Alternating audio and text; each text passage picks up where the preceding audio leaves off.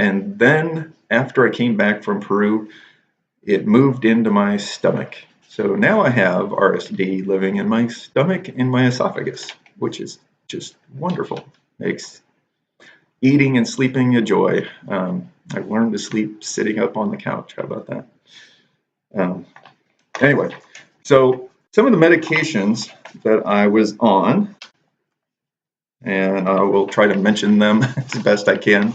I don't do all that good with names like this, but so gabapentin, I tried that. It wasn't helpful. Topical ketamine, it wasn't helpful. Cymbalta wasn't helpful. It had side effects. Namita,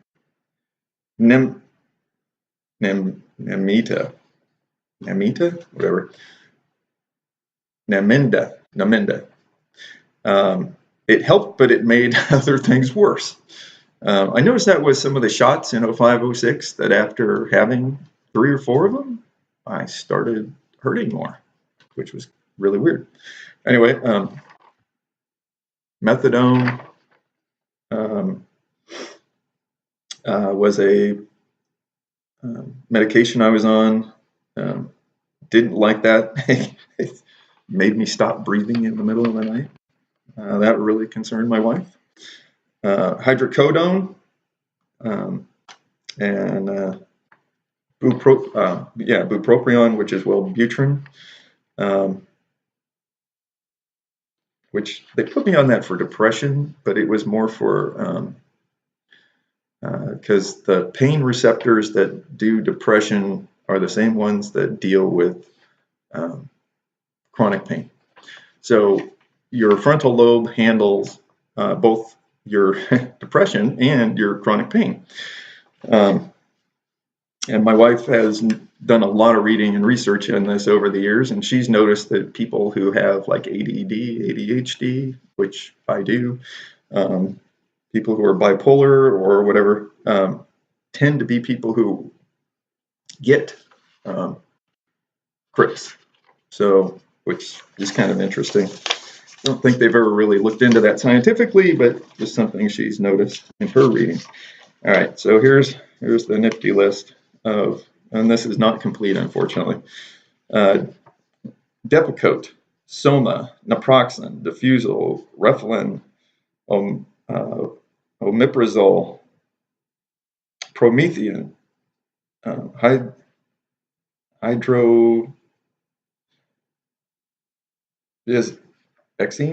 I'm not sure what that one is. Namibia, magnesium, Crestor, Provastin, whatever, topical ketamine, fentanyl patches, gabapentin, valproic acid, morphine. Morphine makes me heat my guts out. Oxy, hydro, Cymbalta. Cymbalta didn't help. You know, and that's the hardest part about that kind of stuff is you read up on this stuff and you think, oh, this one's going to do it, and then it doesn't, and you get depressed. So, all right, I'm going to go into the next part of this. Oh yeah, let's see. I had a TENS unit. I have a TENS unit. I saw a chiropractor for years. Did all the medications, physical therapy. Had sympathetic nerve blocks. Had massage therapy. I mean, everything. We don't have one of the expensive chairs, but we have a massage chair upstairs. And you know, they work, but they stop. They don't work for very long. They might work for a week if you're lucky, but not much after that. So anyway, so here I'm going to read. I'm going to read this part. This is people call it my testimony in the Christian world, and the reason I'm going to read that is because they kind of walk hand in hand. I'll read it and explain it as I go, and you'll probably figure out what's going on. Anyway, so I grew up in Oregon and Washington State, or states. I was raised in an atheistic household. We went to church like maybe on Easter, but not very often, and definitely on Christmas, because I think everybody was supposed to go on Christmas, right? But we were never told anything about whether there was a God, wasn't a God, whether one existed or anything. It was, well, it just wasn't spoken of in our household. Since I had no knowledge or foundation of spiritual things, I was kind of like an empty cup when I entered college, which I think a lot of people are. And I studied evolution, but frankly, evolution has so many flaws. You can't find things at different levels in soil and then call them the same thing. You can't find them different, 10 feet apart and call them the same thing. People try to fit whatever they find into their theology, so to speak, or whatever their little world is, and then try to make it speak volumes, and it just doesn't work that way. So, but I did at that point in time have a great time picking on Christians that I met in college, because most of them lived the same lifestyle I was. I was drinking, doing drugs, looking for girls, and a lot of the young Christian males I met were doing the same drugs and drinking and cruising that I was. And so problem was they had no clue as to what the Bible said. And so I had a field day with those guys, because I knew evolution, even though I didn't agree with it at that point. But I had a great time picking on those Christians for not knowing what their Bible says. So if you're a Christian and you are watching this, you'd better know what it says. And if you're listening to secular music, get out of it, because as the Bible does say, what does light have to do with darkness? There is nothing there for you. All you got to do is listen to the lyrics, and that should chase you away. If you got a problem with that, that's your problem. You can deal with it. Anyway, my life revolved, well, let's see, around my parents and athletics at that time. But my parents were kind of non-existent while I was growing up. My dad wanted nothing to do with his children. When he was around, he was abusive and drinking. Usually drunk. That's really the way I remember him.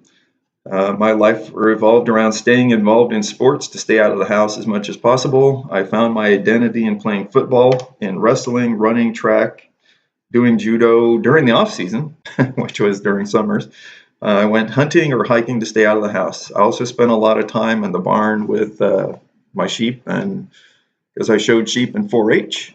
We had chickens and a couple of horses, so I was always outside doing something. There was always something I could do to stay away and not go in the house, because as soon as I did, my dad would be in there drinking or whatever. So then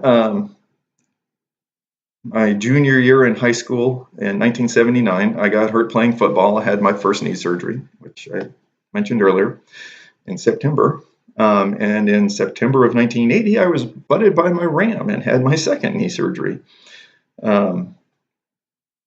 At this point, my self-image and my happiness really began to unravel. I had to let my involvements go, because I had, a scholarship to college to wrestle, and to be honest, I just wanted to walk without limping. So a lot of people felt I let them down, but I didn't really care at that point. I wanted to walk without limping. And I still walk without limping, but it's more just because I'm ornery rather than because it feels good. If I were to relax, I start limping like crazy. But anyway, during my freshman year of college, as I said, I'd make fun of Christians. I ran into, because they were drinking and doing drugs the same as I was and listening to the same music I was. There was no difference in their lives, and they didn't know what they believed or why they believed it. This worked until I ran into two girls who knew what they believed and why they believed it. They were the first to present the whole gospel to me. I didn't believe it, or I didn't believe it at that time, but over the next few weeks, as I talked to them, I started to question really everything I knew about and wondered if there really was a God in charge of everything. I used to really enjoy going out and sitting looking at the stars, and I kind of wondered a lot of times if there wasn't something out there bigger than us. Um, Now you wonder about aliens, right? Yes, I've seen a bright, glowing something in the sky that was barely above the treetops that moved from horizon to horizon and went not quite over the top of me, but very close to it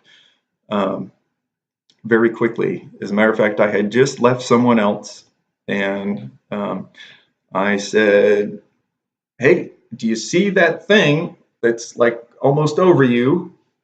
And they're like, "What?" I said, "Do you see the thing that's almost?" And it was gone. So in the time that I had to say that, it had come from as far north as I could see to going over the top of me and her, going south of us as far as I could see, and disappeared in what, 3-4 seconds. That's pretty darn quick, whatever it was. And like I said, it was barely above the treetops, made no noise. It was not going straight over me, but fairly close to that. Couldn't have been more than 100 feet off the ground total, but it booked whatever it was. And I love military aircraft, World War II stuff, the Foo Fighters and all that. I've researched all of those things, and I love looking into military aircraft, especially the special stuff that they like to fly that goes real fast today. That's pretty cool. But whatever this was, it made no noise, and it was basically a little light. Well, it was a big light, but it was a light, and it moved. So anyway, yes, I've seen something like that. But no, I don't think there's aliens out there.